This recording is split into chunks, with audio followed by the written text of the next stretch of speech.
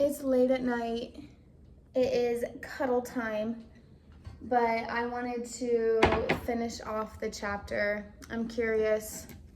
So, Boogies, it's okay. Where are we? We are on chapter 5, part 4, I believe.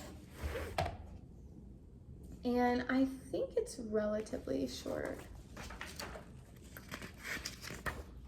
Good, because I don't have a lot of phone battery.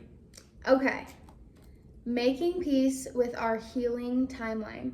And I have a liver rescue smoothie by Medical Medium.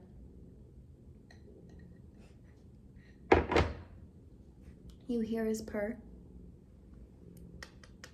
My little baby's purr. Aren't you the cute? Ew, he's a drooler. I was wondering what was wet on me. And I didn't question it too much because I was grossed out, but now I'm like, it was his drool. Okay. Making peace with our healing timeline.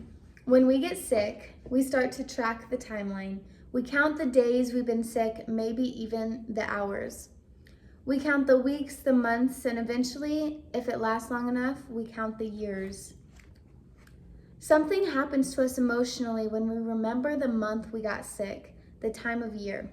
Many of us remember the people we were around when we first got sick, the job we were doing, the commitments we had on our plate. Time plays a large role in our emotional brain. It's as if our emotional brain is directly connected to time. Sure, we worry about time on a daily basis, even when we're not sick or struggling. Our responsibilities and plans are based around time. Yet something changes when we're sick. We see time differently. We start saying, it's time to get better, or it's about time I'm feeling better, or we hear, in due time, you'll get better. Time is such a large aspect of illness because if we're sick, we feel like we're losing out. Time is passing us by. At the start, it doesn't feel as threatening emotionally. Yeah, I've been sick for a week, 2 weeks. The hands of time start to feel heavy when it goes on too long. You're not quite better, you're not getting worse, and now time becomes doctor's appointments and your care schedule. Time is about how much energy you have, how much space you have around your illness to do what you need to do.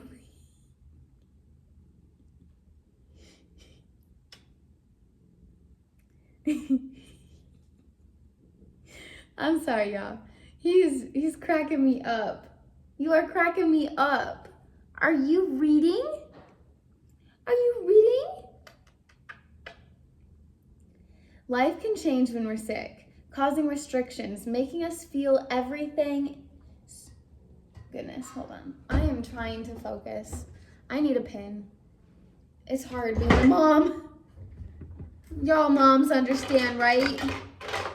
It's hard work, and he's drooling on the book. He's not making it easy. Over here trying to read, not making it easy, y'all. What are you about to do?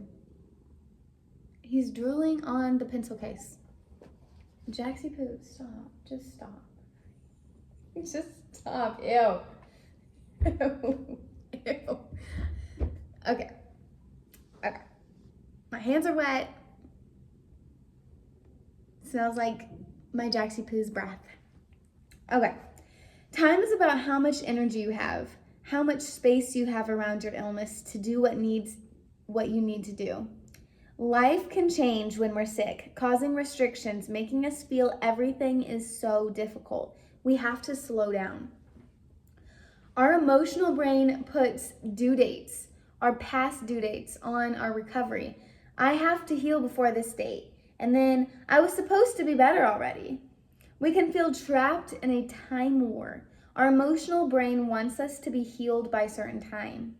And our physical body is not ready to heal because it's not getting exactly what it needs to heal. What's wrong with our physical body has not been identified yet, even with the best of specialists and best diagnosis. When we put ourselves on a timetable to heal, we get let down when we haven't healed yet. then we register it as a failure. I failed to heal before the second semester of college. I failed to heal before junior year. I failed to heal before I was supposed to go back to work. I failed to heal before my wedding. I failed to heal before my child's birthday. Failure syndrome sets in. Why am I not healing? How is it possible that I didn't heal yet? It feels like we're not getting better in time to live our lives. And then when we're sick for too long, time seems to blur into itself. At a certain point, we're not keeping track anymore. Only noticing the landmarks along the way. Trying to get better has become too long, drawn out, and time-consuming a process. The hell did I just say? Trying to get better has become too long, drawn out, and time-consuming a process. For me, that sentence doesn't make sense at the end. Having faith and trust in your body, healing. Why am I struggling right now? I am actually a little bit embarrassed because, I started reading for a few reasons because I wanted to read this book. I wanted to kind of document the reading of the book. I personally like to listen to people read on YouTube, so I wanted to do it. And I struggle with reading. I struggle with stuttering, pronouncing words, comprehension. I've always struggled with reading, honestly, as a kid, and I felt like it would make me better. But I am still a little bit anxious, you guys. It just I don't know. I feel like I probably got judged as a kid. I don't really remember necessarily, but I feel like why else? I remember popcorn reading being terrible. And I would be like, okay, where's my line? And I wouldn't be focusing on anybody else because I'd be like, where's my line? Okay, and then I'd stutter after all that worrying.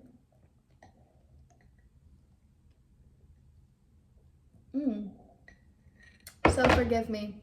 But then again, if you don't like this journey, then you're probably not listening to this book. Okay. Having faith and trust in your body healing is a big part of not letting the timestamp of every moment spent being sick let you down. We have an emotional attachment to time when we become sick. Some of it healthy, some of it unproductive. Part of this is the conditioning we've all experienced. Intuitions have conditioned us to live on, Lord, Angel of Mercy, please. Angel of Mercy is a real angel from the Life Changing Foods book. I believe. The Life Changing Foods book. Or the original. Now I'm second guessing myself. Angel of Mercy, please, can you help me? I am really struggling to read right now, and I'm quite curious, and I want to film this. Okay. Institutions, not intuition. Institutions have conditioned us to live on timetables that are industrialized. We're made to feel like we're wasting time. I kind of want to underline that because I be feeling that hardcore.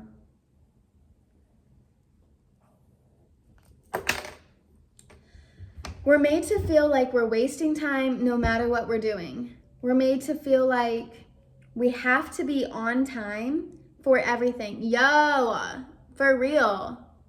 I cannot stand hourly. Cannot stand it. Why do I have to be, if I'm supposed to be there at 9, why do I have to be there at 9? At 9. You were here at 9:01. You were here at 9 o'clock and 26 seconds. I'm I seriously had a boss like that. And I'm no, I get it. If it's 9:15, I'm rolling up. At the same time, it's not that serious, in my personal opinion. No, it's not even an opinion. It's really not that serious. We should not be taking life that freaking serious. But there are some jobs or whatever that is a little bit more you need to be there at that time for like life-threatening situations and things. But like, I was a barista, okay? And no shame on baristas, literally no shame. But I'm like, sir, it's okay if it's 9:01, 9:02, okay? It's even okay if it's 9:15. The people will get their coffee. And I would fuck up the lattes. Like, I would fuck them up. I was making cute latte art and all the sorts. I liked my job, but it's just like, let's chill out, man. Let's freaking chill, okay? Okay. When we get sick, this conditioning is still at work, and the gears need to be shifted. The emotional centers of the brain need to get new messages. We can't be trapped by the everyday industrialized timetable we've been taught to live by. We can't apply the timetable to our healing. We have to learn to separate the two, the industrialized timetable and our natural healing timeline. What? I never heard it that way, but like, yes. Underline. Everybody wants to heal. Everybody wants to heal. Nobody doesn't want to heal. No one wants to be sick or suffering emotionally. No one is afraid of healing. No one has a fear of healing that's secretly holding them back from getting better.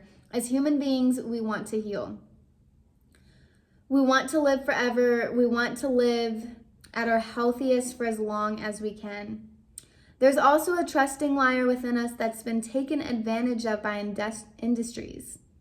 This has created a brainwashing within us, a mechanism inside us that wants permission to do harmful things to ourselves. The desire for health is so strong inside us that we'll try to look for answers about why anything that's harmful could be good for us. We want validation that hurting ourselves is actually good for us.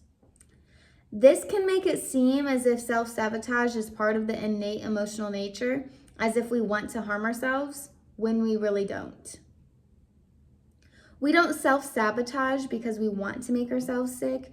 We self-sabotage because we're taught to self-sabotage. We're conditioned to self-sabotage. We're practically bred to self-sabotage. Alternative medicine cults, as well as top feeders and bottom feeders of the health industry, and also catering to the self-sabotage brainwashing, often using their credentials to manipulate our trust. They give their social media channels and they create their social media channels and give their 5 tips in 15 minutes. And those 5 tips, they'll almost always find at least one recommendation that provides validation and reassurance for self-sabotage. Yeah, let's just, getting into that. A big part of self-sabotage brainwashing is that we become programmed to seek validation that doing a harmful thing in moderation is perfectly fine. You'll read more about this in Chapter 10, The Moderation Trap. For the not so sick, these self-sabotage measures are often a daily part of everyone's life. Caffeine, vinegar, wine, pizza, fried and greasy food. If we hear these are not good for us, we look for someone else to say it is good for you in moderation. We don't want to face the reality of what we're really doing. We don't want to pay the consequences of osteopenia coming from vinegar, liver conditions coming from alcohol, adrenal problems coming from caffeine. So we'll never accept that these are true causes of these conditions. It's as if industry conditioning has placed a robot inside of us that wants validation to slowly destroy ourselves, even though that's the last thing we really want. We want to be healthy and strong and live forever under certain circumstances. Some of these conditions are, I'm going to have my dark chocolate and coffee and vinegar and wine and champagne and salt. You can't stop me. You can't tell me I can't, because I'll go and find someone who's a health authority who says it's fine and even good for me to eat all that, plus aged cheese and grass-fed butter and green tea, I'll run with that. That will give me the comfy, warm, fuzzy feeling inside that I'm being validated for doing things that are actually helping destroy my body. I'll even convince myself that my body loves it and my body's fine with it and my body needs it, end quote. The brainwashing and conditioning becomes woven into the emotional centers of our brain. It also gets directed mostly to womankind on purpose. Yet the emotional centers of our brain can only be pushed so far. When you're sick or suffering enough physically, mentally, or emotionally, a survival mechanism kicks in, a survival mechanism in your brain's emotional centers that has been inside us since the beginning of time. That survival mechanism says, no, I hear it's not good for me. I'm going to align my physical body to that understanding. I'm in too much pain. I'm too unwell to mess around now. I can play games no more, end quote.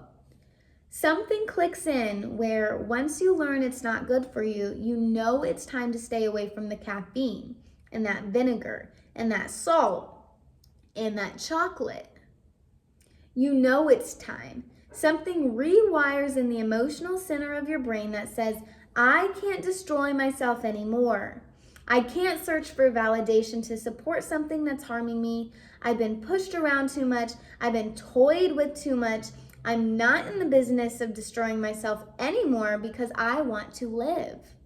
I want to heal. I'm not afraid to heal. I've never been afraid to heal. It's time, end quote. This enough is enough strength is inside everyone. It's the moment when you put your foot down. It's the moment when you truly find yourself, when you're working and aligned with your body. Not even the snakiest salesman on social media videos or the snakiest chiropractor, doctor, or nutritionist on what? Informacles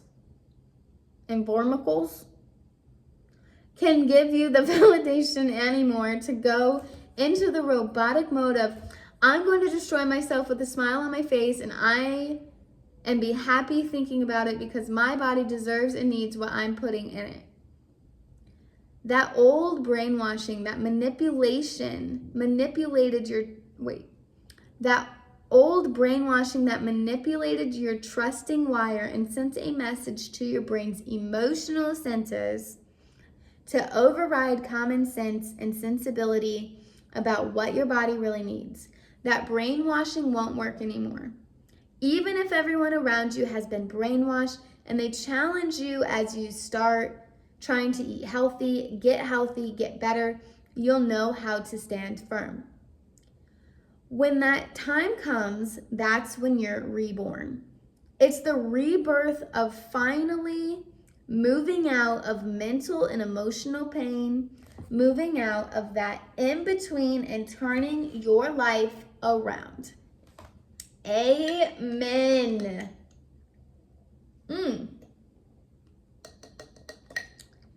And so y'all are aware, it's true. When you learn from these books the true reason for your illness, and when you're reading all the foods that cause the illness that you're struggling with, and all those foods are what you put into your body, it kind of goes like this. What have I been doing? Oh shit. Hold on, let me change something.